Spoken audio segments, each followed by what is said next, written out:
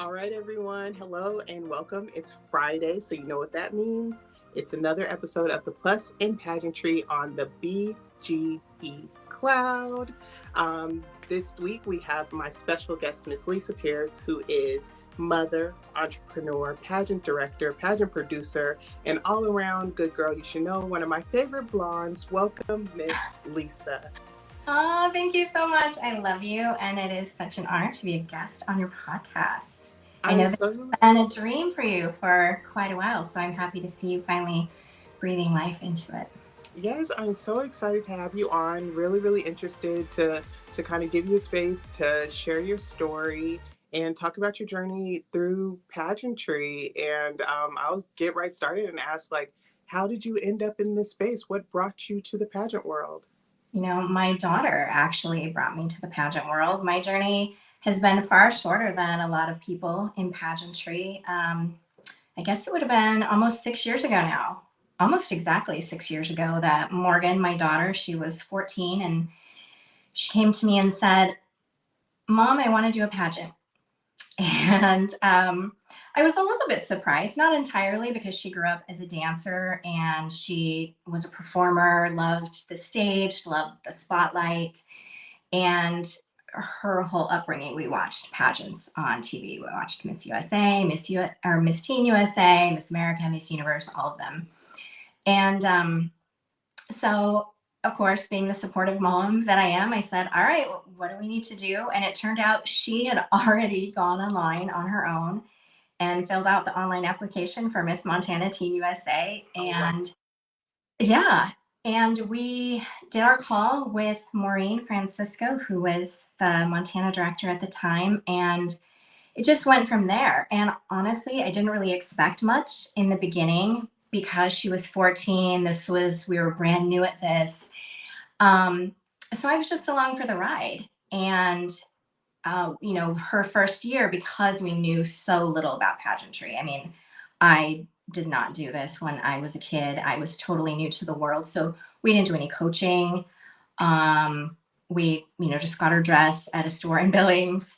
And she showed up and she was first runner up her first year.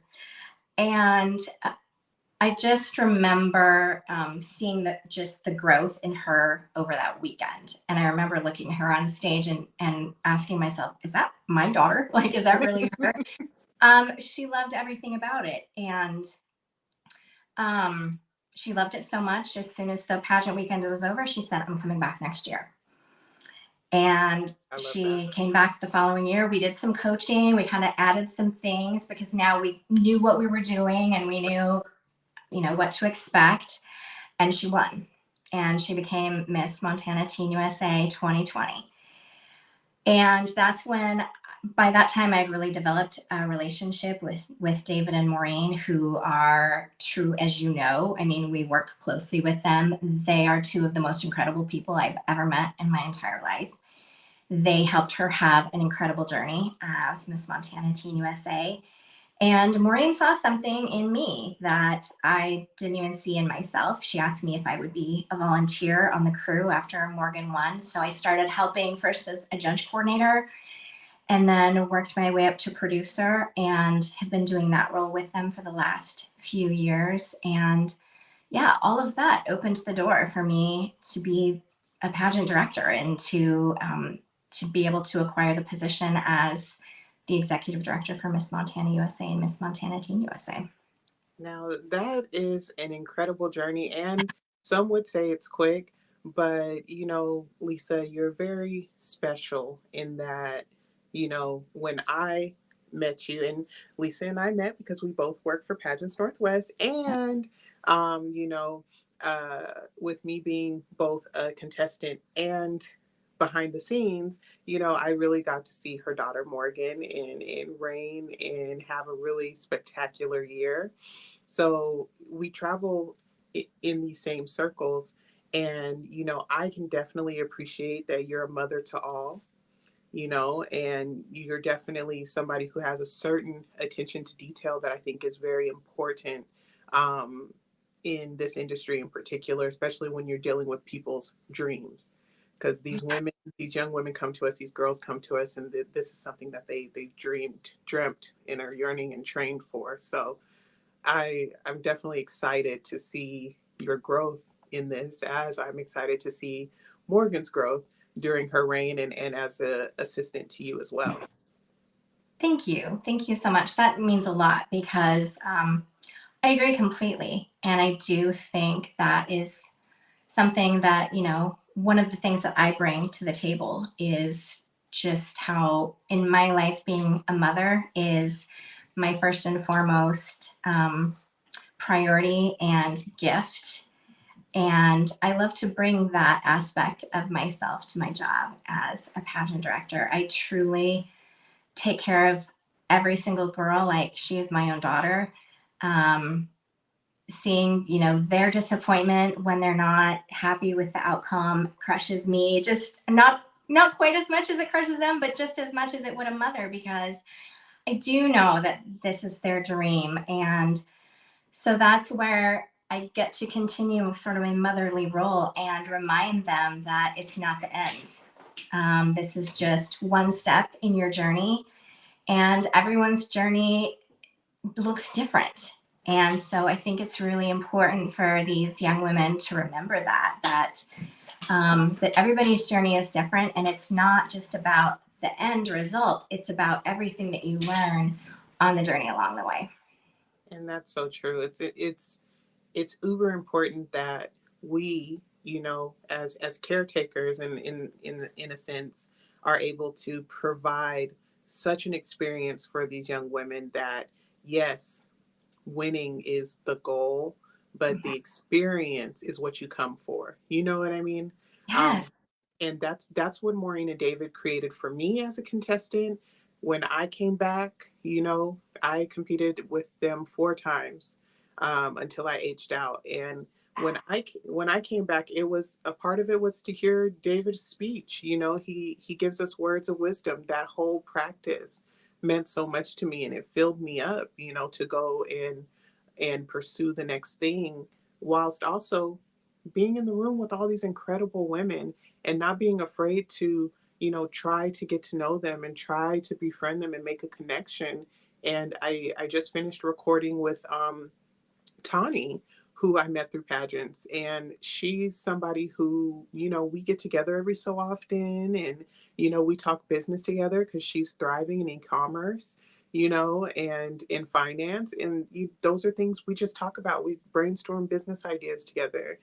So, and that cheesy thing, you meet a pageant girl at a pageant and you guys are going to be in each other's wedding. I've met my best friend in the world at a pageant, you know. So I appreciate having strong people like you who are behind the scenes, making sure that these girls have the best possible experience. I think people, when contestants, particularly because you've been in the pageantry as a contestant, you talk about the sisterhood of it because that's what you experience. And I think it's easy for people on the outside to hear that and think that, oh, they're just saying that, or it sounds cliche, but I'm seeing it. I've seen it with Morgan. I see it with my contestants from last year. 2023 was my first pageant as a director. And one of the things that I'm really proud of, and this was really more credit to Morgan, I think, than anything, is she wanted, particularly the teams, because that's who she worked really closely with. She wanted them to have like a feeling of family and camaraderie from the beginning. And so she started a group chat with them. And it is the best feeling to see them, one of them post on social media and see all the others show up in the comments, like cheering them on and giving them love and everything. And that's really what a lot of young women who go into pageantry are looking for, is that support. I mean, this world can be so cruel, especially on social media. And for young women to have, women of all ages, honestly, not just young women, I mean, even people my age, to have that support and that sisterhood amongst a group of women that you feel safe with and that you can trust, there's nothing more valuable than that right now. There just really isn't. Yeah, I would have to agree. And then I would say, you last year was your first time as a director. Yeah. Congratulations and welcome back. Thank you. As you're preparing for your second year as a director for Ms. Montana USA, if you guys didn't catch that, Miss Montana USA. Um, as you're preparing for that, what are some things you learned last year that you can apply into going into your second year? Oh gosh, I'm trying to think about that because you had actually asked me about this, and I'm trying to remember where we were. But you asked how my first pageant went, and I think we were in Las Vegas, or yeah, but yeah, yes, that's where we were. I was. I'll admit, I'm a little bit nervous. My first pageant went so well um, that I'm worried. I'm worried about following it up because it really went so well. I did have something happen the Friday of pageant weekend, which really wasn't to me. My producer, who is also one of my dearest friends, her husband was diagnosed with cancer Friday night of pageant weekend. goodness. And so, of course, she had to back out. And she rallied a group of our other friends to fill in for her. Luckily, it was in Lewistown where I had lived for 15 years. They all lived there as well. She rallied a group of people together at the last minute to fill in the gaps and make sure that everything happened the way it was supposed to happen. And it was incredible. I cannot think of one thing that I would have changed aside from that and how it affected her. I can't think of a single thing I would have changed from year one. I just think my goal for year two is just to make everything better and maybe for me to just feel a little more confident that weekend. I think for first year, you're just trying to anticipate everything that could go wrong and you're a little bit nervous. I hope this year to maybe just have some more confidence and be able to relax just a little bit more and enjoy it. Well, I think you're fortunate to have had great mentorship in Maureen and David because the way they run their show is so, concise Yeah. and kind of with the blueprint like that and your experience as a pageant parent. You know what it's like, the anticipation, waiting for the shows to start and really wanting to connect and understand like the entire process from sign up to crowning Yes. and all of the aftermath after that. So you have a very unique, well-rounded perspective, having been in so many different positions in this industry. Do you feel that being a pageant parent in the past makes it easier for you to communicate with the parents who are involved with your pageant? Oh my gosh, absolutely. Because I know everything that's going through their heads.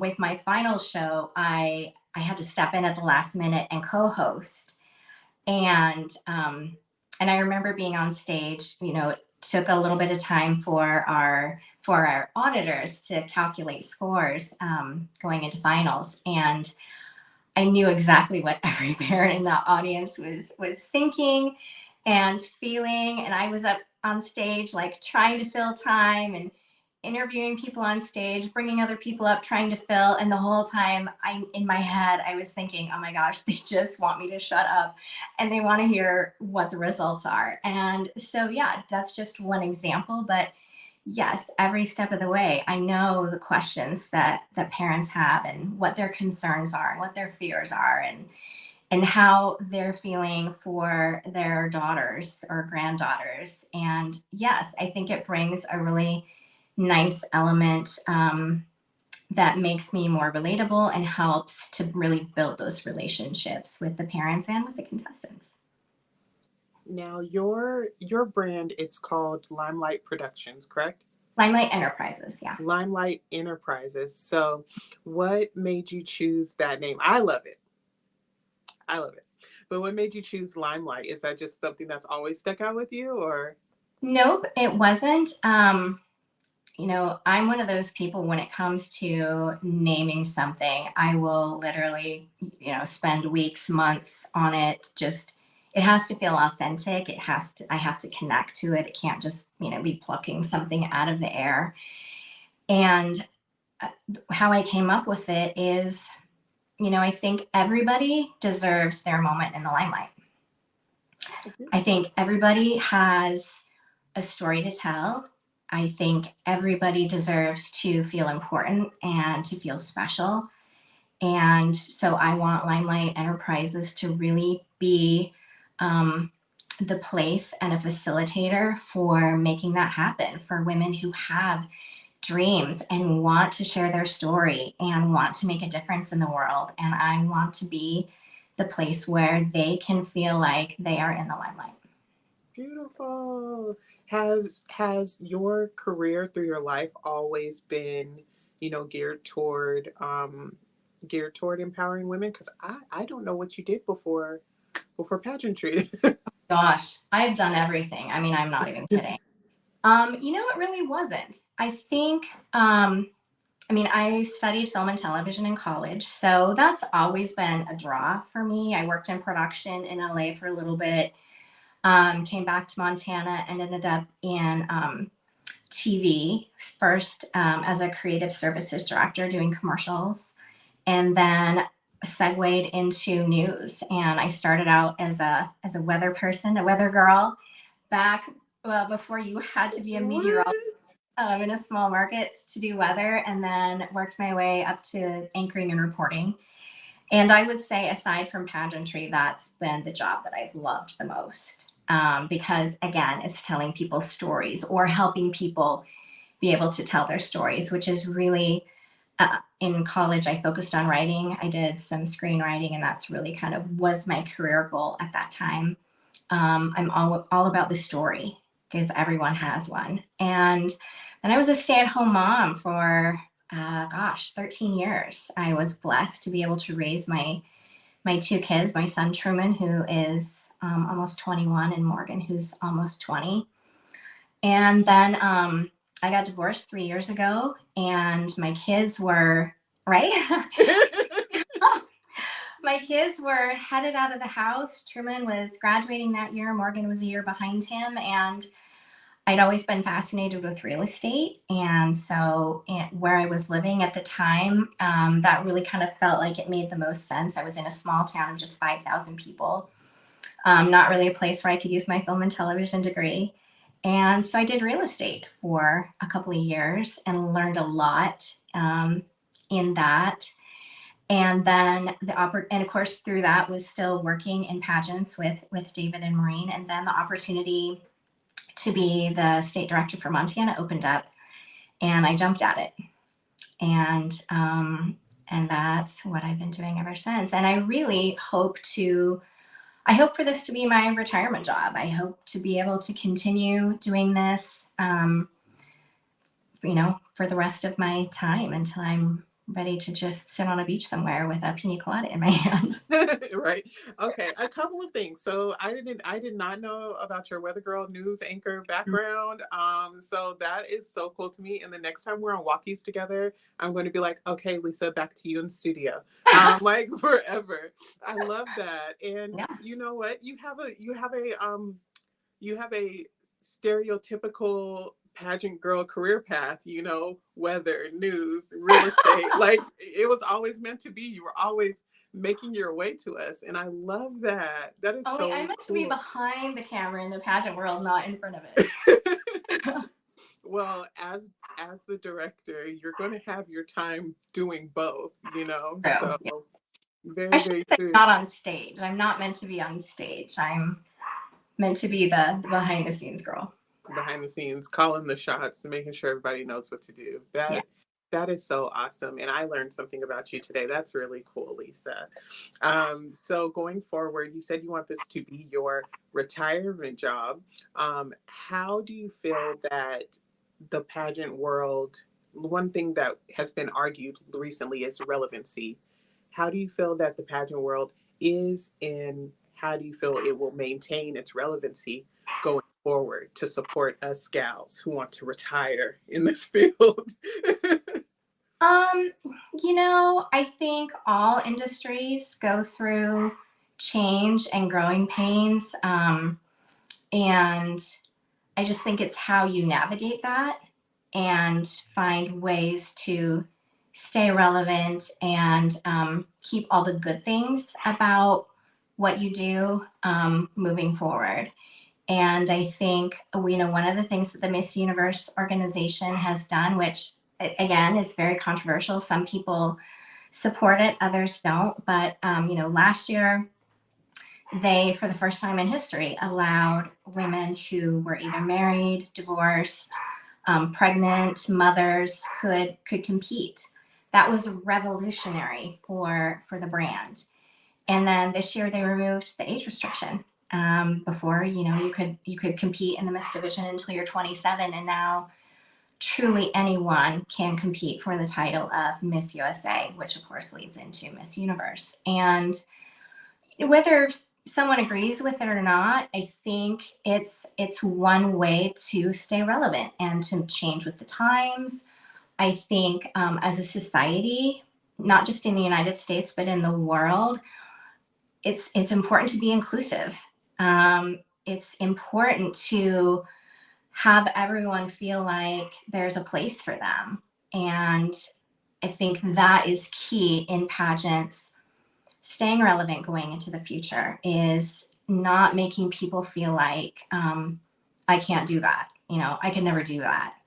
I want people's only barrier to be like their own belief. I don't want it to be anything else. And then my goal as a pageant director is to help them overcome that belief that they can't do it. I can help you with that. So it's great to see organizations sort of removing the other barriers out there for people to want to be a part of this world. Yes, I definitely think that removing the remove I was somebody who was on the fence about the age restriction. I was too. When I originally heard about it, I was kind of like, but it's kind of like a rite of passage, just like graduating high school or college. Like it's something you do and then you move forward for it. And then I had to have that moment where I had to look right into that mirror and be like, have I let pageants go? No, I've aged out and I'm still involved and so on and so forth. But I've had obviously ample time to think about it. And something Maureen pointed out is, here in the Pacific Northwest, we get started on our pageant journey typically pretty late statistically, and a lot of our girls only have the opportunity to compete once. And then they were aging out before they could really catch their stride. And for me personally, I loved my experience the way my experience was presented to me. But I think that always changing and always trying to be at the forefront of what's new and what's great is going to be something that carries pageant brands forward. I agree completely. Yes. And in Montana, I think, we are very much not your typical pageant state. I know Washington does have several more systems that Montana doesn't. And so, yes, we're even later to the party here in Montana, age wise, for young women. There are a couple of smaller pageant systems that I enjoy watching, and they're great sort of little training systems for organizations like USA and America and Volunteer. But yeah, the girls just don't have as long of a time to compete. So this removal of the age restriction just really opens things up for people. Is there anything about pageantry, particularly in the Miss Universe system? Because I feel like the Miss Universe organization can't catch a break. It's been it's been one thing after another, as far as like just this salacious, clickbaity, you know, issues that we've overcome. But is there anything that you would tell somebody who's new to pageantry that brings something up? Like we just had the rigging scandal and we just had, the pause, the big USA pause. Like, is there anything you would tell someone that brings that to you that helps them see pageants as like on a broader scale, you know? I just think, there are a lot of times where I just sit and sort of honestly spend way too much time analyzing why our society is the way it is, particularly social media, and people really wanting to focus on the negative in things. People wanting to find something to latch onto that brings someone or something down. And I just think one of the qualities that's missing in us as individuals, and I'll be honest, I mean, I even will catch myself doing it sometimes, is just not having grace with people and situations, and just really understanding that a lot of times, unless you've been in someone's situation, you don't know their story. You don't have all the facts. Especially over the last, what, 7 months, actually longer than that, a couple of years. I see people go on social media claiming to be an expert in something and spouting off what they truly are representing as facts. And people buy into it because they don't really have a reason to not, whether they're like, well, this person, like, they sound like they know what they're talking about. So why would they be giving me false information? And they believe it. And they have access to so many people through social media that before you know it, you have thousands of people repeating what one person has said that a lot of times isn't true, or it's just partially true. And there's way more involved in the story that really explains it in a different way. So I think it's just not believing everything you hear. It's having grace. And I can tell you, I personally wouldn't be a part of an organization that I didn't believe in. I would walk away. I love this organization. I love what it's done for my daughter. I love what I see that it does for young women with every pageant that I participate in. Um, one of the one of the things I always like to talk about is, and you see this, so I know you'll agree with me, watching a contestant who comes for the first time and they walk in on pageant weekend and they're looking down, their shoulders are slumped. I mean, you can tell that they're just nervous. They don't really engage with the other girls.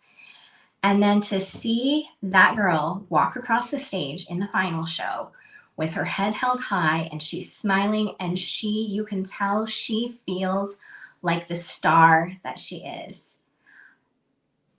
There's nothing better. There's no better feeling in the world. And I love being a part of that. And I love this organization for being a facilitator and bringing that to young women. I absolutely agree. I love the transformation that occurs pageant weekend. And one of my favorite things to see is even the transformation in the women who win, the title holders. Yeah. You know, they come in, of course, they're confident and they excel and they've, been honored this opportunity. And then by the time they've made it full circle, they've gone to nationals and they come back to crown their successor, there is a level of confidence that is immeasurable, that you see radiating off of them. And I I've always been kind of smitten by that, especially even from my first pageant. I didn't know anything like about pageantry. I watched it on TV with my grandmother growing up, but I remember interacting with the current title holder who was preparing to crown her successor. And I just thought, wow, like this girl, she's something. And then, I participated. I watched crowning, and my very first Miss Washington USA was Cassie Searles, who I believe is married now. But I have a bad habit of marrying people who aren't married. So, Cassie, if you're not married, I'm sorry. Um, but yeah, so that was my very first Miss Washington, and I came back and I got to see her after her reign, and I thought that there was a radiance that came from her, and it was the experience, it was the overall experience. And one thing that I appreciate about this program is you don't have to win to have a good experience. Oh my gosh, absolutely not. In fact, I think a lot of women that you would talk to who never won but came back and continued to participate year after year. Yeah, I think in some ways the crown, was elusive for them, but they will absolutely talk about all the other things that they took away from their pageant experience that in a lot of ways were more valuable than the crown and the title.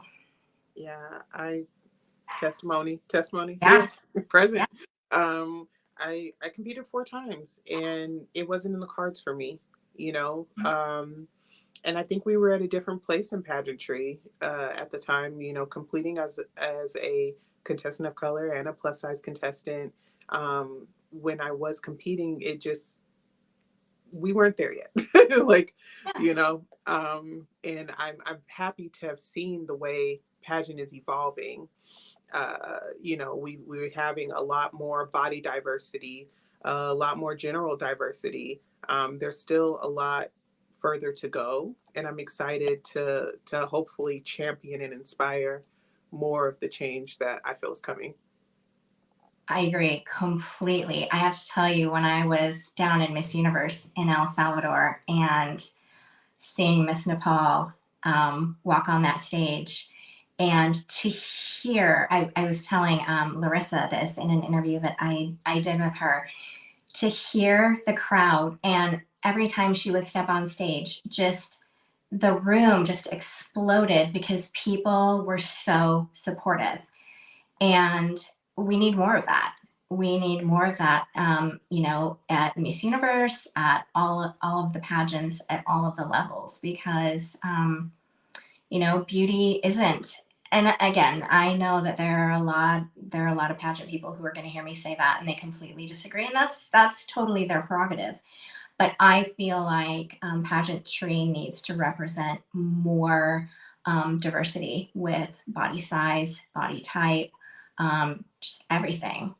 Because our world isn't one size and one color. It's just not. What I think what the average size of, or the size of the average American woman is, what, like a 10 or a 12? I think it's actually a 14. Is it a 14 now? Hmm. Yeah. So I think that, again, just like removing the age restriction, I think we just need to see people more inclusively. And that doesn't mean beauty isn't about just having a perfect body. It just isn't. Yeah, that was one of my concerns with removing the age restriction and allowing mothers to compete. Both phenomenal, great things, and definitely definite steps in the right direction. Mhm. But I was like, what are we going to do about judging? Are we going to instruct our judges to be, a little bit more open minded? Because including mothers and, removing age restrictions means we're going to get more bodies, which is exactly the direction we need to be going. But if they're going to show up and they're still not going to even be seen, then, as a plus size person, I wouldn't want to be put in the scenario where, I'm hyped up and then I get to the big show and people act like they can't see me.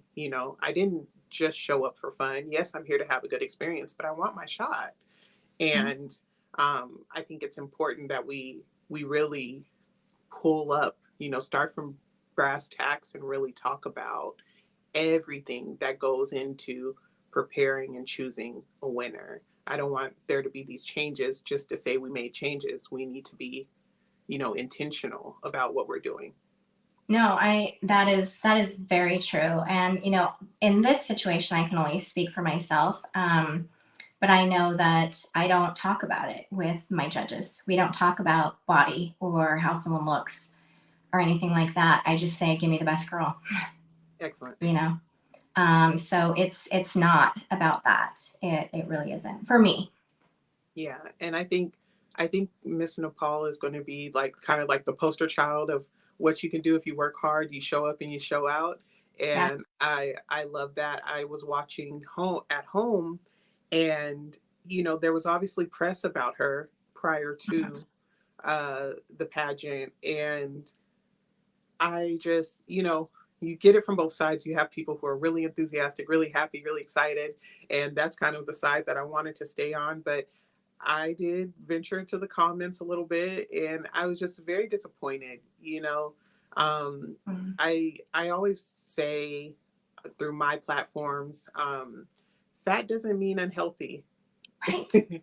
Fat does not mean unhealthy. Being curvy, husky, chunky, whichever word you want to say to kind of soften the blow, it doesn't mean unhealthy.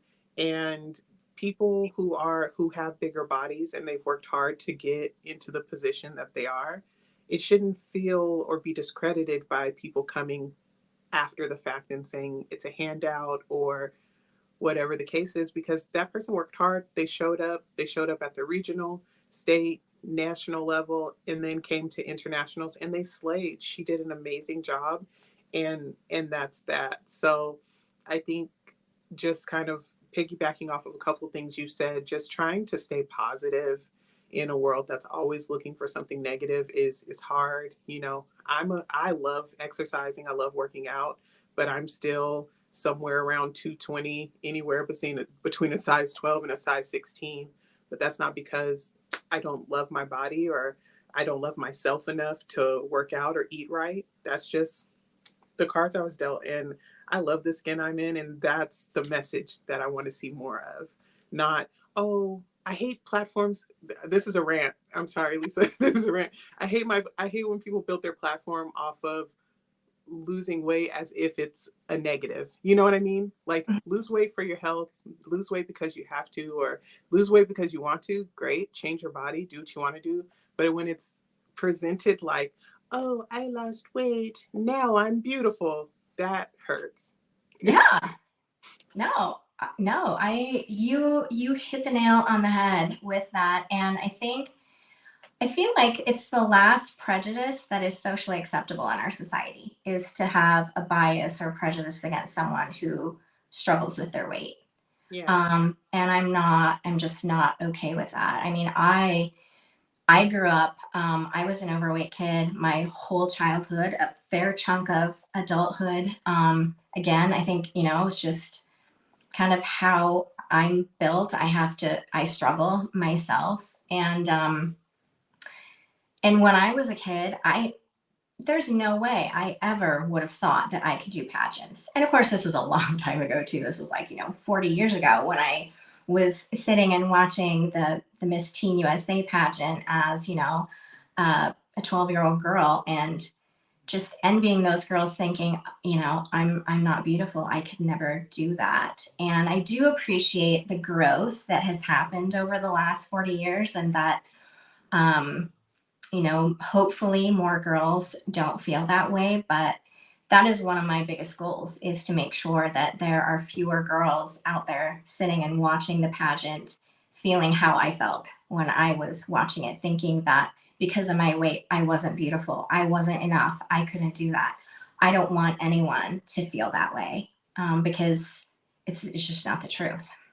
And I agree. I agree wholeheartedly. You know, that's one of the things that I've worked hard on and through my pageant career is just being really transparent and Yeah. not being afraid to share my weight, my size, whatever Mhm. the case is. And to be a woman is to be so multifaceted that something like weight or age really shouldn't restrict us from doing anything.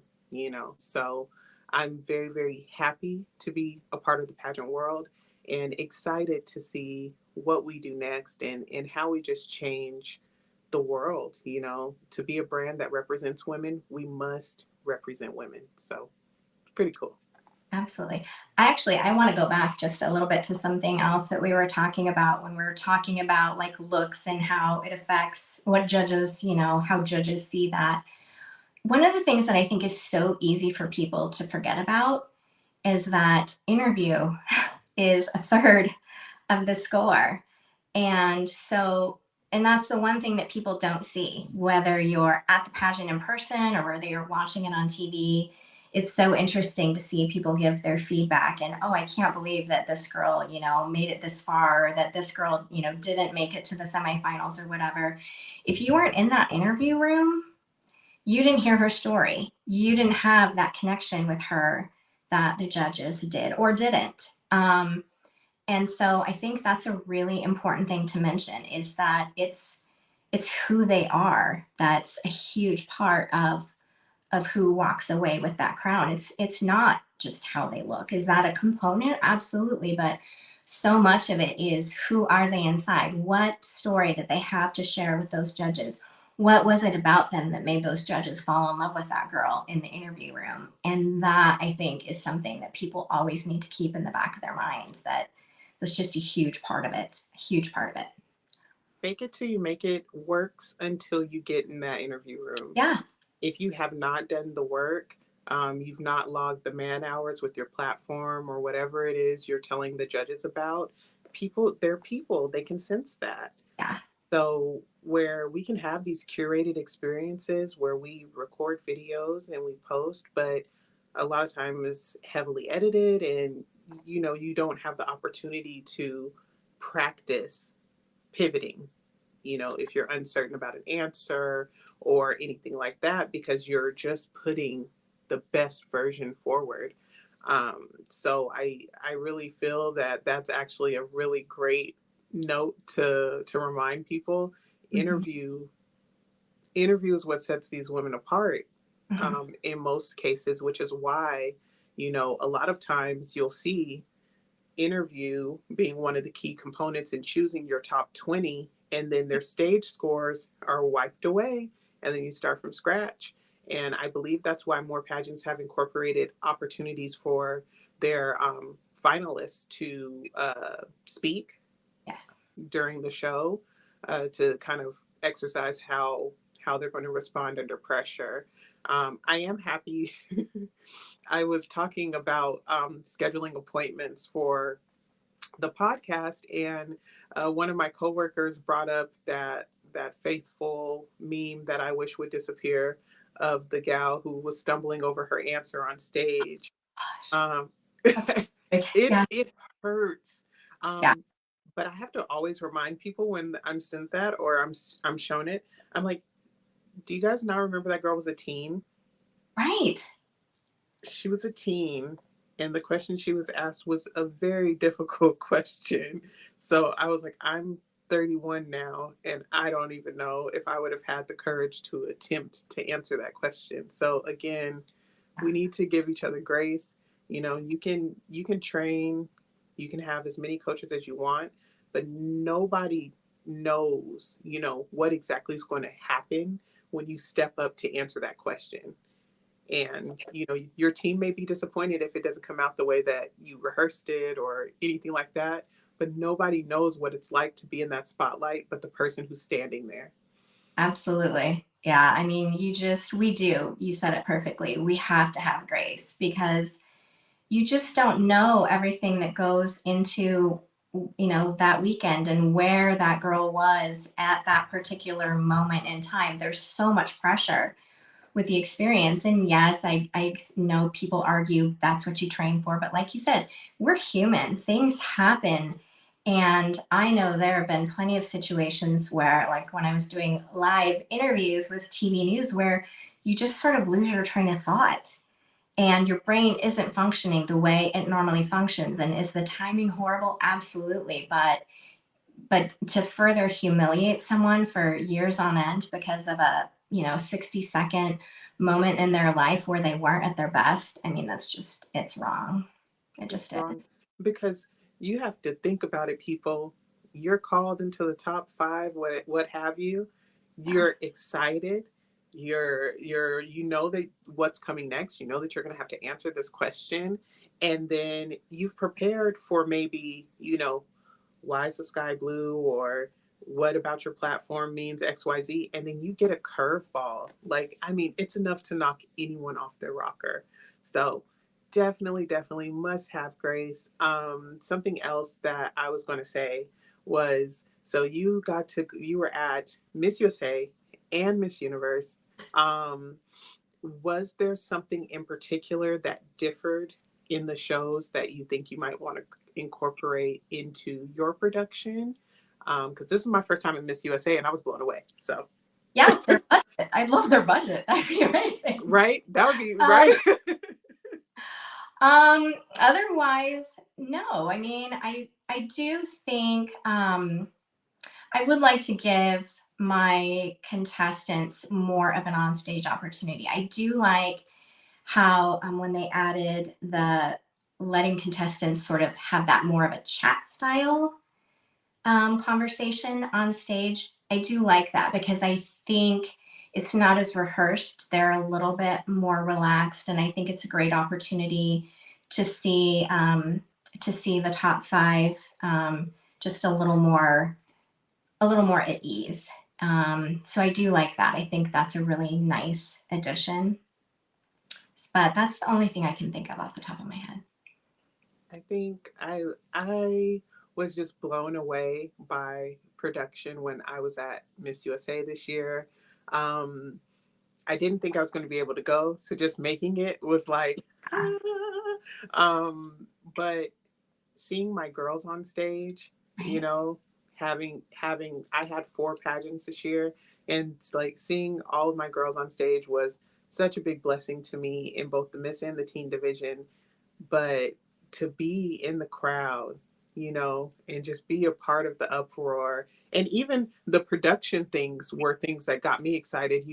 All right, everybody, 30 seconds, get in your seats, Right. just like even those things were so exciting to me. And I would definitely motivate anybody out there, if you have the opportunity to go to a live version of any of these pageants, whether it's your regional, state, national, international, do go, do support.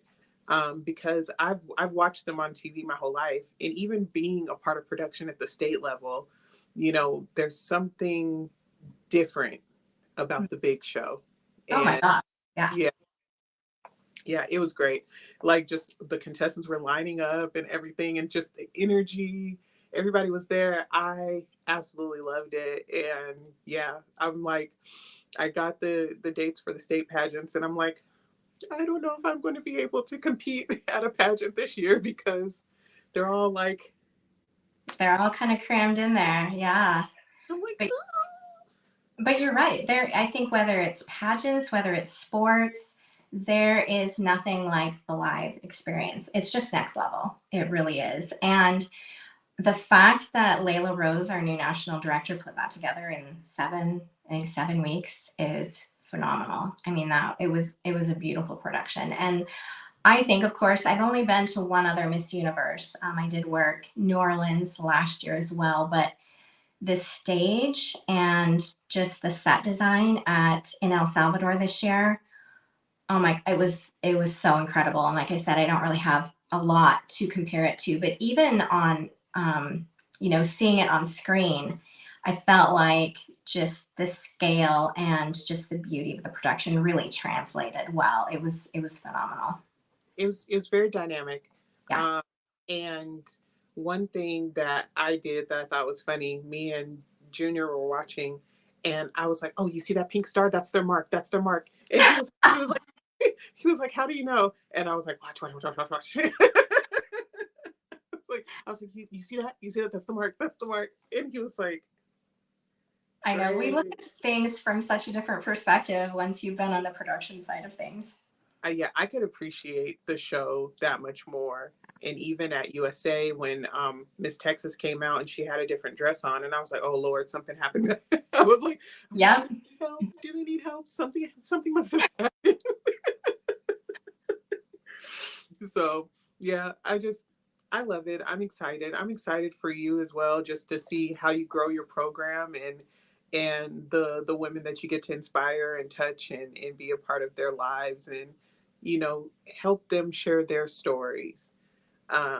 So super excited, looking forward to watching your pageant. There's no snow, so I might be able to just go and watch. I love that. Yes, I moved it to June just for you because I know you don't do snow. Thank you, thank you. Yes, it's just not for me. Me and my people, we're just, we like the summer. I've never been to Montana, so Well, we have to change that because it is fantastic. You would love it. It's fabulous, especially in the summertime. yeah, I'll come You wouldn't watch. love it right now. We just had a record. It depends on where you were in the state, but like 45 below zero, and that was not with the wind chill. 45 below Yeah, like zero. just the worst. We always get at least one kind of cold snap like that every year, and yeah, we're in it right now. Well, we didn't have anything as terrible as last year's record ice storm that we had. But it is currently, let me see, it's currently 26 degrees, That is which is cold for you. which is cold for us. Our Yeah. low was 14. Wow. Yeah. Yeah, because today, Saturdays are usually my nail day. Um, you know, but when we saw the weather coming through, I was like, oh no. I was Nope. like, I'm not going anywhere. So we're gonna hunker down. We're gonna cook some. I think I'm making red beans and rice today. And yeah, we're gonna be just tucked in for the weekend, and I'm totally fine with that. Nice. That sounds perfect. But yes, thank you so much, Miss Lisa. I will ask, where can we follow your adventures? Give us all your social media handles, and how can the people support your girls? Let's see. So our website is missmontanausa.com. My LinkedIn, I believe, is Lisa Loves Lewistown, which is where I lived for 15 years. And then I'm Lisa Pierce Official on Instagram. And yeah, you can follow my girls any of those places and on their social media websites as well, Miss Montana USA and Miss Montana Teen USA. And we can follow Limelight as well. Yes. Oh, yeah. And Limelight Enterprises, which is just Limelight Enterprises on Instagram. On Instagram. Okay, everybody, make sure you follow, like, share, subscribe, do all the things. Do all Let's the thank things. Miss Lisa for her time today. I'm so thankful, so appreciative for you sharing your story with us on the Absolutely. BGE Cloud. All right. Thanks. Love you. Love you too. Bye. Bye.